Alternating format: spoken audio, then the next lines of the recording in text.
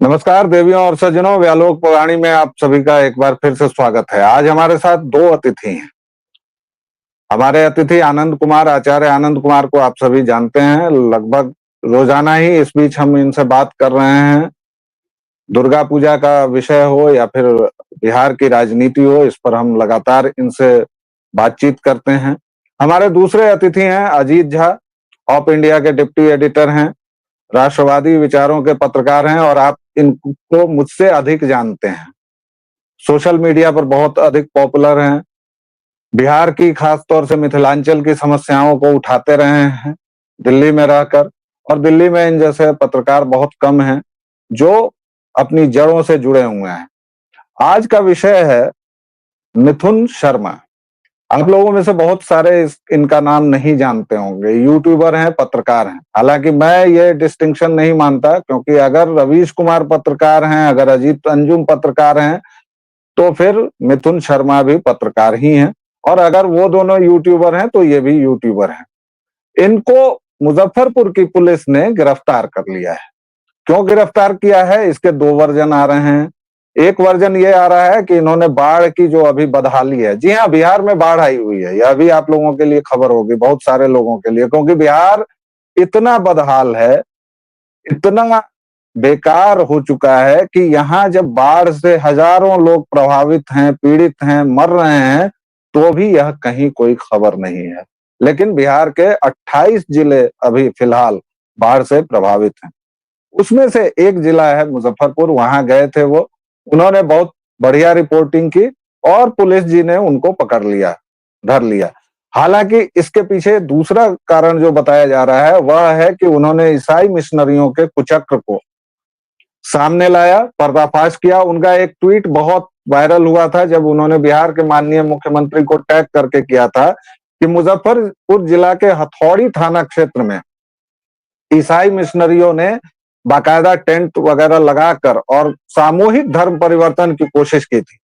इस तरह की एक रिपोर्ट अजीत झा जी ने 2020 में की थी। इसलिए पहले मैं चलूंगा अजीत झा जी के पास कि आखिर ये क्या वजह है कि मिशनरियों पर रिपोर्ट करते ही सरकार से लेकर माय लॉर्ड के पेट तक में दर्द होने पर लगता है।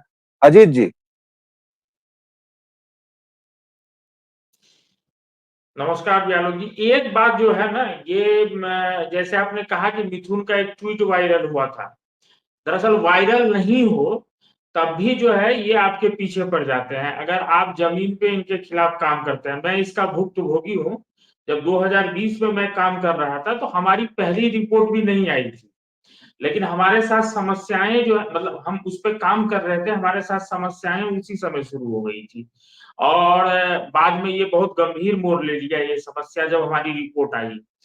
तो ये लोग क्या है कि जो मिशनरी के लोग हैं, वो एक तो उनका तंत्र ऐसा है कि आप जमीन पे उनके खिलाफ ही अगर कोई रिपोर्ट करना चाहते हैं, किसी लोगों से इस संबंध में बात करते हैं, तो उनके पास उसको लेके सूचना पहुंच जाती है। उसके बाद वो जो है सो आपको मतलब कैसे इससे रोका जाए, उसके लिए अलग अलग तरह के यत्न करने लगते हैं। दूसरा है कि इन लोगों की पहुंच और प्रभाव का अंदाजा आप इससे भी लगा सकते हैं कि 2 साल बाद, 2020 के 1.5-2 साल बाद ट्विटर पे ऐसे ही धर्मांतरण की का जैसा वीडियो मिथुन ने डाला है, मैंने एक डाला था वो वीडियो, और वो भी काफी वायरल हो रहा था। तो उस समय मुझे मतलब आजकल तो एक व्यक्ति जो है लोकसभा चुनाव से पहले जो अभी राष्ट्रवाद के एक पत्रकार है, ध्वजवाहक हो गए हैं, उन्होंने उस समय मेरे ऊपर कार्रवाई करने को लेकर बिहार पुलिस और बिहार सरकार को लिखा था।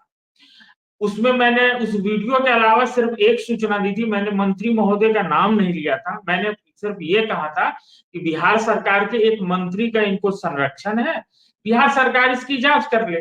तो इसी पे उन्होंने मेरे ऊपर कार्रवाई की मांग कर दी थी। तो एक तो इनका तंत्र और नेटवर्क इतना बड़ा है, दूसरा बिहार सरकार में इनकी कितनी पहुंच है। तो मैं तो बता रहा हूं आपको कि जिस समय की मैं बात कर रहा हूं उस समय तो एक मंत्री जो थे उनकी फंडिंग हो रही थी ईसाई मिशनरियों से। तो सवाल है कि कोई जांच तो इसकी करवाए, कोई जांच करवाने को बिहार में तैयार है नहीं। तो जब जांच करवाने को तैयार नहीं है, कार्रवाई नहीं होगी, तो फिर तो उन्हीं लोगों पे कार्रवाई होगी ना जो इन चीजों को बाहर निकालते हैं। तो जैसे मिथुन का जो मामला है, अभी बाढ़ वाले में भले उसकी गिरफ्तारी हुई है, लेकिन कहीं ना कहीं उनके पीछे इस बात की जांच होनी चाहिए कि जब वो इस रिपोर्टिंग में लगे होंगे, उनका वीडियो वायरल नहीं हुआ होगा, उन्होंने रिपोर्ट सबमिट नहीं की होगी, तब भी जमीन पे उनको प्रत्यक्ष अप्रत्यक्ष रूप से इससे रोकने के प्रयास किए होंगे। और जब उन्होंने इसको जारी कर दिया, जब ये वायरल हो गया, तो उसके बाद ऐसे अवसर की तलाश की जा रही होगी कि जब उनके ऊपर कुछ आरोप लगा के और उनको गिरफ्तार किया जा सके। जी, और इसमें सबसे मजे की बात यह है कि उनको सामान्य अपराधियों की तरह रस्सी से जकड़ के, बेड़ियों से जकड़ के उनको रखा गया है उस जेल में, और वो किस परिस्थिति में है, किस स्थिति में है, ये अभी तक किसी को पता नहीं है। आनंद जी, आपसे दूसरा सवाल है मेरा। यतीन नरसिम्हानंद ने एक सच कहा। सच कहने पर इस देश में हिंदुओं को सजा दी जाती है, प्रताड़ना की जाती है। हमारे प्रशासन से लेकर हमारे जितने भी जो भी हमारी अदालतें हैं, वो अब्राहमिक पंथों के प्रचार प्रसार का खुलेआम जरिया बनी हुई हैं, और इसमें कोई संदेह नहीं है। इस बात पर मैं किसी से भी डिबेट और डिस्कशन करने को तैयार हूं। यति नरसिम्हानंद पर पूरे देश में एक खास समुदाय सड़कों पर उतरा, कई सारे मुकदमे हुए, और इधर मिथुन शर्मा ने जब हालेलुया के नाम पर चल रहे बवाल का पर्दाफाश किया, तो उनको ले जाकर जेल में ठूंस दिया गया। इन दोनों चीजों को कैसे देखते हैं आप? क्योंकि आप ईसाई मिशनरियों के साथ भी काम करते हैं, और आप जमीन पर भी काफी सारा भ्रमण करते हैं, देखते हैं कि किस तरह से ईसाई मतांतरण का काम बिहार में चल रहा है। आनंद जी।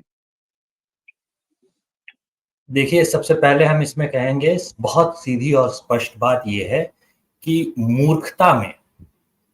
मूर्खता, बेवकूफी में जो हिंदुत्ववादी कहलाने वाले हैं उनका कोई सानी नहीं होता। आप जब ये कंपीट करने की कोशिश कर रहे हैं या कंपेयर करने की कोशिश कर रहे हैं यति नरसिम्हानंद को किसी मिशनरी से, तो आप एक मामूली सा जो प्रीस्ट होता है ना, उससे कंपेयर कर सकते हैं इससे। और आप जो प्रीस्ट का सिस्टम समझ रहे हैं कि भाई एक चर्च के फादर जी हैं, बस हो गया, तो सिस्टम वैसा चलता नहीं। फादर से ऊपर जो होता है, जो नॉर्मल प्रीस्ट होते हैं, उससे ऊपर विकर होता है, विकर जनरल होता है, विकर जनरल के ऊपर बिशप होता है, बिशप के ऊपर आर्क बिशप होता है। बिहार में जो आर्क बिशप होता है उसका ऑफिस होता है, और ये सिर्फ हम कैथोलिक आर्क बिशप की बात कर रहे हैं, अभी हम प्रोटेस्टेंट पे नहीं आए, ठीक है। कैथोलिक आर्च बिशप का जो ऑफिस है, आपको पटना में अगर आप जाएंगे, तो अगर आप बीएन कॉलेज की तरफ गए होंगे, अशोक राजपथ में जैसे ही आप इंटर करेंगे, एक जगह सड़क के किनारे आपको बहुत से आईने बिकते हुए नजर आ जाएंगे। वहां पीछे की तरफ देखिए कि ऑफिस किसका है। वो जो बहुत बड़ा सा ऑफिस आपको नजर आता है ना, बहुत महंगा सा बड़ा सा बिल्डिंग आपको जो दिखाई देती है, वो बिहार के कैथोलिक आर्क बिशप का ऑफिस है। एक आर्क बिशप के अंदर 8 डाइकस आते हैं बिहार में, और ये सारे जो 5 और या फिर कह लीजिए सीधे सीधे 5 और थोड़ा छोटा कर ले तो 8 भी। तो ये जो 5 डाइकस आते हैं, ये अलग अलग जगह के हैं। बक्सर अलग जगह से मैनेज होता है, बेतिया अलग जगह से मैनेज होता है, सहरसा वगैरह जो है वो मुजफ्फरपुर डाइकस के अंदर आएंगे। अब इस डाइकस का जो विकर जनरल होगा, जो बिशप होगा, वो है, उस बिशप के नीचे कई कई पादरी हैं। तो आप जिस सिस्टम से लड़ने की बात कर रहे हैं, उसकी तुलना में आपका यति नरसिम्हानंद जो होता है वो कहीं नहीं ठहरता। उसके पहचान में तो कितने 4 या 5 चेले हैं, एक जिले में काम करता है, बहुत से बहुत डासना में। वो तो यहाँ एक पादरी के बराबर भी नहीं है, पिद्दी सा है, बच्चा सा। उसकी जान पहचान भी उतनी नहीं है, उसके लिए उतने लोग खड़े भी नहीं होंगे। अगर आर्क बिशप एक बार मुंह खोल देना तो सरकार गिर जाएगी। तो आप सोच रहे हैं कि मंत्री जी जो हैं वो ये नहीं सोचेंगे कि 5000 वोट पर एक इसकी भौं सिकुड़ना असर डाल सकती है, और उसकी मंत्री जी नहीं सुनेगा। तो ये कौन सी गलतफहमी में, कौन सी दुनिया में जी रहे हैं भाई? तो इस गलतफहमी वाली दुनिया से और सपने से पहले तो बाहर आ जाइए। आर्क बिशप या जो नॉर्मल बिशप होता है, बिशप भी छोड़िए, जो विकर होता है उसके नीचे, विकर भी छोड़िए, एक पादरी जो होता है उसके नीचे, उस पादरी की भौं अगर सिकुड़ जाए ना तो 500-700 वोट पे असर पड़ जाएगा। और मंत्री समझता है कि 500-700 वोट का क्या मतलब होता है, नहीं करेगा नाराज। तो ये गलतफहमी जो पाले हुए हैं कि भैया मंत्री जी उसका साथ नहीं देंगे, आपका साथ देंगे क्योंकि मंत्री जी तो हिंदू है, तो ये गलतफहमी जी सबसे पहले अपने दिमाग से निकाल दीजिए। जी सबसे पहले जमीन पे अगर आना है तो जमीन पर आकर के बात कीजिए, और जमीन पर आकर के अगर बात करनी है तो मामूली पादरी जो होता है उससे ऊपर नहीं होता यति नरसिम्हानंद, उतनी ही क्षमता है उसकी, और उसे कोई पकड़ के पीट दे तो कोई घंटा कोई किसी को फर्क नहीं पड़ने वाला। तो ये चीज सबसे पहले समझ लीजिए। उसके बाद फिर बात कीजिए कि ये काम कैसे चलता है धर्मांतरण का या धर्म परिवर्तन का। तो जिनके पास आपने देखा है वो मोस्ट प्रोबेबली जी प्रोटेस्टेंट होंगे, ठीक है। प्रोटेस्टेंट की क्षमता जो होती है वो बहुत कम होती है, और प्रोटेस्टेंट का तरीका जो होता है वो भी बहुत ही भद्दा सा, जिसको आप कह सकते हैं इस्लामवादियों का तरीका जो होता है, इस्लामिस्ट ताकतों का जो तरीका होता है उनके जैसा होता है। उनसे आप थोड़ा बहुत कम्पीट कर सकते हैं। कैथलिक से आप कम्पीट करने की सोच रहे हैं तो आप कम से कम 500 करोड़ के फंड से कम्पीट करने की सोच रहे हैं। बिहार की अगर हम बात करें तो आपकी क्षमता इतने की नहीं है, 500 करोड़ तो छोड़िए, 5 करोड़ की भी आपकी क्षमता नहीं है। इसलिए इनसे कम्पीट करने की अगर आप सोच रहे हैं तो आप सुसाइड करने की कोशिश कर रहे हैं, कीजिए। तो जो आपके मिथुन मिश्रा जी हैं उन्होंने शायद ये सोचा जी होगा कि भाई कैथलिक जो ये धर्म परिवर्तन करवाने की कोशिश करवा रहे हैं या बैठक करवा रहे हैं, इनकी जान पहचान कितनी होगी, क्या कितना होगा। तो ये 5 करोड़ के फंड से जाके भिड़ गए, इनकी औकात है जी 5,000 की। तो 5 करोड़ जी के फंड से अगर 5,000 वाला भिड़ जाएगा तो जो नतीजा होगा, आप पत्थर तोड़ने निकले हैं तो उस पर अंडे नहीं फेंकने लगते। अंडा फेंक उस पर करके आप आप हथौड़े बरसाते हैं। जी आप अंडा फेंक के चाहेंगे कि अंडा फेंकने से अंडे की चोट से जो है वो पत्थर टूट जाए, तो ऐसा कुछ नहीं होने वाला। जमीन पे आइए, वास्तविकता क्या है उसको समझिए। जी चर्च और उससे जुड़ी संस्थाओं के कम से कम भी तो 50 एनजीओ चलते होंगे, और ये एनजीओ करते क्या है, जैसे जीविका के स्वयं सहायता समूह होते हैं वैसे ही स्वयं सहायता समूह होते हैं इनके। इन स्वयं सहायता समूहों में हर समूह में 10 से 12 या 15 महिलाएं होती हैं। 15 तक ये लोग नहीं जाते, 10 से 12 महिलाओं का एक स्वयं सहायता समूह बनाते हैं। तो 10-12 महिलाओं का अगर एक स्वयं सहायता समूह है, और एक गांव में अगर आप समझ लीजिए कि 5 ऐसे स्वयं सहायता समूह हैं, तो ये सीधे सीधे 50-100 परिवारों के वोटों पर असर डालने की क्षमता रखता है। तो मुखिया भी जो होता है ना, वो तक आपके समर्थन में नहीं आएगा। जी तो बिल्कुल। अगर आपने गलती से मिथुन मिश्रा जी किसी सपने में जी रहे थे कि भैया सरकार तो भाजपा की है या सरकार भाजपा प्रेरित है तो मुझे कोई बचा लेगा, तो ऐसा कुछ नहीं होने वाला।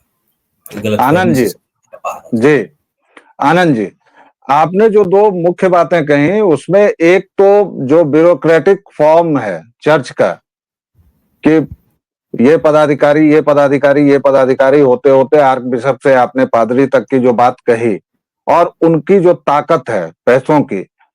अजीत जी, आपके पास आऊंगा मैं। अंत में आनंद जी ने कहा कि भाजपा की सरकार है तो ये कहीं ना कहीं मुगालता रहता है, और कई राष्ट्रवादियों को, नवतुरिया यूट्यूबर्स को, पत्रकारों को ये मुगालता रहता है। हमारी आपकी तरह के पके हुए लोग जानते हैं कि सत्ता सत्ता ही होती है और उससे कोई फर्क नहीं पड़ता है। मिथुन मिश्रा का शायद आप जिक्र करेंगे तो बहुत सारे भाजपाई उसको पहचानेंगे भी नहीं और जानेंगे भी नहीं, और कहेंगे कि अगर आप आंदोलन करने निकले हैं तो उसमें सजा वगैरह तो होती ही है, इसमें कौन सी ऐसी बात हो गई, और हमें तैयार रहना चाहिए, तन समर्पित मन समर्पित और यह जीवन समर्पित, चाहता हूं देश की धरती तुझे कुछ और भी दूं टाइप से बहुत सारा ज्ञान दिया जाएगा। सम्राट चौधरी उप मुख्यमंत्री हैं, गिरिराज सिंह फायर ब्रांड नेता हैं, बेगूसराय से मुजफ्फरपुर बहुत दूर नहीं है। और अजीत जी, मैंने देखा है कि हाल फिलहाल में दरभंगा हो या मधुबनी, 25 दिसंबर को या नए साल के मौके पर, और आप ड्रेस से अंदाजा नहीं लगा सकते हैं, क्योंकि अमूमन जो हमारी छवि है ईसाइयों की कि वो स्कर्ट वगैरह, लेकिन जो एकदम पुराने स्टाइल की साड़ी पहने हुई सैकड़ों महिलाएं उन जुलूसों में निकलती हैं और तमाम चीजें उस तरह से आप देखते होते हैं, ये सब हम देख रहे हैं। लेकिन मैं आपसे इसके राजनीतिक पहलू पर जानना चाहता हूं कि चलिए ठीक है, आनंद जी ने कहा, अभी भी वो मुस्कुरा रहे हैं, हंस रहे हैं, उनको लग रहा है कि हम लोग किस तरह की बात कर रहे हैं, लेकिन ये बात करनी होगी, इसलिए बात करनी होगी क्योंकि आप कहीं ना कहीं से शुरुआत करेंगे। आप जब ये रिपोर्ट कर रहे थे 2020 की और आज 2024, बहुत सारी चीजें बदली हैं और जो रोग है वो और संक्रामक हुआ है। आपके हिसाब से अब समाधान के हिस्से की ओर चलते हैं। आनंद जी से भी मैं पूछूंगा कि मुस्कुरा तो लिए, हंस तो लिए, अब उसके समाधान पर भी बात करें। आप कैसे देखते हैं, ये पूरी तरह पॉलिटिकल समस्या है, सामाजिक समस्या है, कैसे, आपका क्या इसमें अनुभव रहा है? अजीत जी। ये जो है कि हम लोग जो ये भीड़ की, जुलूस की या जो मेला लगता है उसकी जो बात करते हैं, ये हम लोगों को बहुत बाद में पता चलता है। उससे पहले जो है ये मतलब गांव में एक एक परिवार को टारगेट किया जाता है। और ये भी नहीं है कि आपके घर में, आपके गांव में आके आपका धर्मांतरण किया। मैं तो ऐसे ऐसे परिवारों से मधुबनी में मिला हूं जिनके रिश्तेदारों का कोलकाता में या दिल्ली में हो गया धर्मांतरण। अब उन्होंने जो है सो वो बन गए ईसाई। अब उन्होंने और कुछ नहीं किया है, गांव में उनका वैसा ही घर है। और बस वो जो अभी हम जो हमारा जो पूजा पाठ था वो चल रहा था, वो उनके घर में बंद हो चुका है। और हम लोग जानते हैं कि गांव में जैसे मान लीजिए हर घर में छठ भी नहीं होता है, तो इसी तरह से मान लीजिए पूजा पाठ बंद करते हैं, एक प्रभु यीशु की तस्वीर आती है। अब दिल्ली से वो एक लिंक या कलकत्ता से वो एक लिंक मिला। अब उस पते पे एक व्यक्ति पहुंचता है और वो पता करता है कि आपकी रिश्तेदारी कहाँ कहाँ है। ऐसे करके वो अगल बगल के 10 गांवों में एक दो परिवारों को करता है और हम लोगों को खबर नहीं लगती है। और उसके बाद जब हम ये सामूहिक रूप से देखते हैं कि इतना बड़ा आयोजन कर लिया, मेला लग गया, तब हम लोगों को लगता है कि अच्छा यहाँ भी जो है ये मिशनरी के लोग सक्रिय हैं। तो एक तो काम ऐसे हो रहा है, तो उसमें सबसे पहले दायित्व बनता है कि जो गांव में या समाज में लोग रह रहे हैं वो इस पे बात करें। दिक्कत ये है कि जब आप अगल बगल के लोगों से बात करेंगे तो वो उनको कोई फर्क नहीं पड़ता है। जब उनको फर्क नहीं पड़ेगा तो जैसा कह रहे थे कि ठीक है, ये बात है कि उनके पास फंडिंग की ताकत है, उनका एक जो है सो बना हुआ है स्ट्रक्चर जिसके हिसाब से उनके पास हर चीज आ जाती है। लेकिन फंडिंग की ताकत होने के बावजूद जो अगर इससे लड़ने के लिए जो राजनीतिक इच्छा शक्ति है वो दिखाने के लिए जरूरी है कि स्थानीय स्तर पे भी जनता का दबाव बने।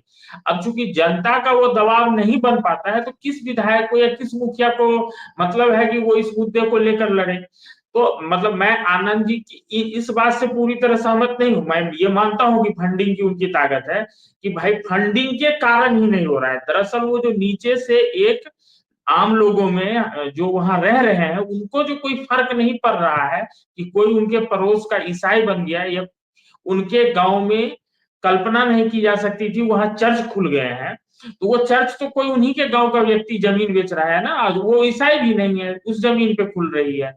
तो अगर उनको नहीं फर्क पड़ेगा तो फिर पॉलिटिकल लोगों को फर्क नहीं पड़ेगा। इसलिए जरूरी है कि समाधान के लिए जरूरी है कि उनको फर्क पड़े, जो लोकल लोग हैं उनको फर्क पड़ेगा तो पॉलिटिकल लोगों को भी फर्क पड़ेगा, फिर पॉलिटिकल लोगों को फर्क पड़ेगा तो उसके बाद जो है सो मान लीजिए सरकारी स्तर पर, प्रशासनिक स्तर पे भी काम होंगे। अब ये नहीं है कि जी। एक ही दिन में बंद भी हो जाएंगे। अगर बंद ही हो जाते तो मान लीजिए छत्तीसगढ़ में, तो जब से छत्तीसगढ़ बना उसमें 5 साल कांग्रेस की छोड़ दें तो बीजेपी की ही सरकार रही है। वहां जो है सो जो हिंदू संगठन है वो बहुत सक्रिय है, इतने बिहार के उन इलाकों में सक्रिय भी नहीं है। वहां का राज परिवार ही लोगों के की घर वापसी का अभियान चलाता है। इसके बावजूद आज भी वहां धर्मांतरण चल हो रहा है। सवाल ये नहीं है कि प्रक्रिया पूरी तरह से बंद हो जाएगी, लेकिन जैसे बिहार में इसके खिलाफ लड़ने के लिए या इसके खिलाफ भी एक जनमानस या एक जो है सो राजनीतिक इच्छा शक्ति खड़ी हो, इसके लिए यह बहुत जरूरी है कि पहले जमीन पे जो स्थानीय लोग हैं, जिनके बगल के लोग ईसाई बन रहे हैं, जिनके गांव में चर्च खुल रहे हैं, या जिनके गांव में 10-20 गांव के लोगों का मेला लगाया जाता है, वो लोग विरोध करें। वो लोग विरोध नहीं करेंगे तो मान लीजिए सही बात है, कोई मिथुन मिश्रा जाएगा, कल को कोई व्यालोक पाठक जाके एक वीडियो डाल देगा, वो सोशल मीडिया पे ही वायरल होगा, लेकिन उसका जो है दुष्परिणाम उस व्यालोक पाठक को, उस मिथुन मिश्रा को या उस अजीत झा को भोगना पड़ेगा। इसलिए समाधान यही है, स्थानीय स्तर पर लोग इसका विरोध करें।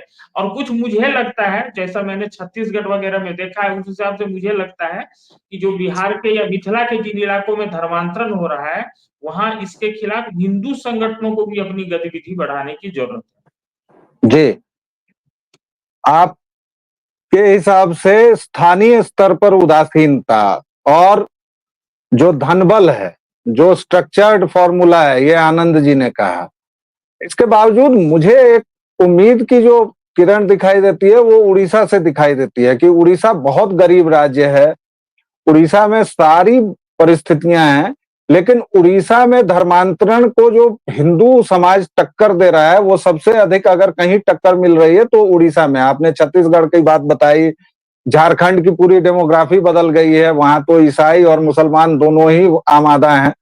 आनंद जी, आखिरी सवाल फिलहाल की चर्चा के लिए, समस्याएं अगणित हैं, ये सब हम लोग जानते हैं। आप चूंकि जमीन पर भी रहते हैं, आप कहां से देखते हैं, या कोई उम्मीद नहीं है, सब कुछ बर्बाद हो चुका है और हम लोग चुपचाप बैठ जाएं? आनंद जी। जी देखिए, सब कुछ बर्बाद हो चुका है, हम लोग बैठ जाएं, ऐसे कहने से काम नहीं चलेगा।